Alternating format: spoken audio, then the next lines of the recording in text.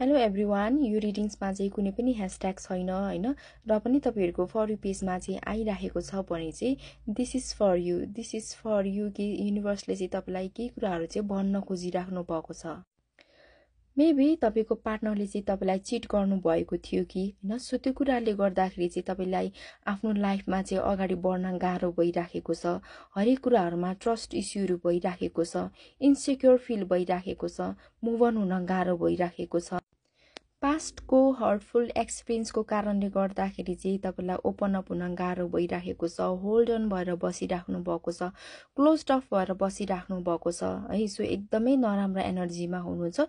So now it's time to move on है, move on हुनु होला। मुभ अन गर्न चाहिँ एकदमै जरुरी देखिन्छ। सो मुभ अन गर्नुस्, आफ्नो लाइफ अगाडि बढाउनु।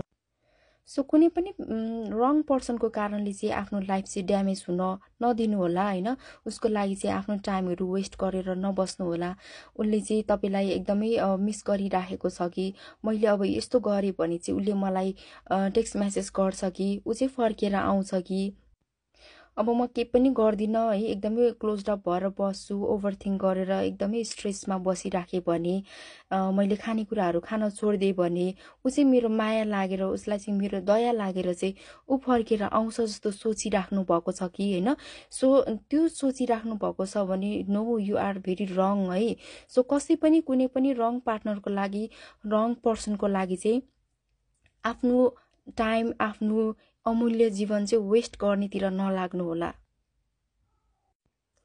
लाइफ इज भेरी ब्युटिफुल है। सो कसैको कारणले गर्दाखेरि चाहिँ आफ्नो लाइफ ड्यामेज गर्ने, आफ्नो टाइम चाहिँ वेस्ट गर्ने, उसको प्रतीक्षामा बस्ने, दिनरात रुने, डिप्रेस्ड भएर बस्ने चाहिँ नगर्नु होला हैन। So move on, you have to move on. Move on गर्नुस्, तपाईको अपकमिङ डेज एकदमै राम्रो हुनेवाला छ।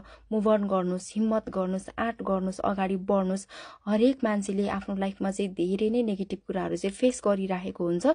सो मुभ अन गर्न चाहिँ एकदमै जरुरी छ है। सो लाइफ इज लेसन, लाइफबाट चाहिँ लेसन सिक्ने हो।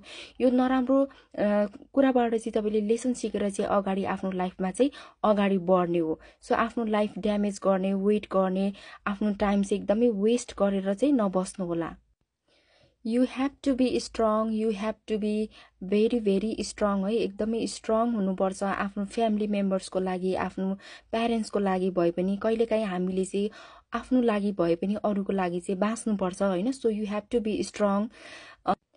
So first you have to forgive yourself हैन। आफूले आफूलाई फरगिभ गर्नु, अनि उलाई पनि फरगिभ गरिदिनु, अनि लेट गो गरेर चाहिँ अगाडि बढ्नु ल। सो यो गर्नु होला, हिम्मत नहार्नु हैन। लाइफमा जस्तो सुकै अब्स्टिकल्सहरु आए पनि लाइफ इज अ लेसन हैन, लेसन सिक्ने हो, अगाडि बढ्ने हो। सो नो योर पावर, अनि आफूले आफूलाई सेल्फ लभ, सेल्फ केयर गर्नु, हिल गर्नु, मेडिटेसनहरु गर्नु, आफूलाई प्रायोरिटीमा राख्नु ल। यु आर भेरी स्ट्रङ है, तपाईहरु एकदमै स्ट्रङ हुनुहुन्छ। So take care.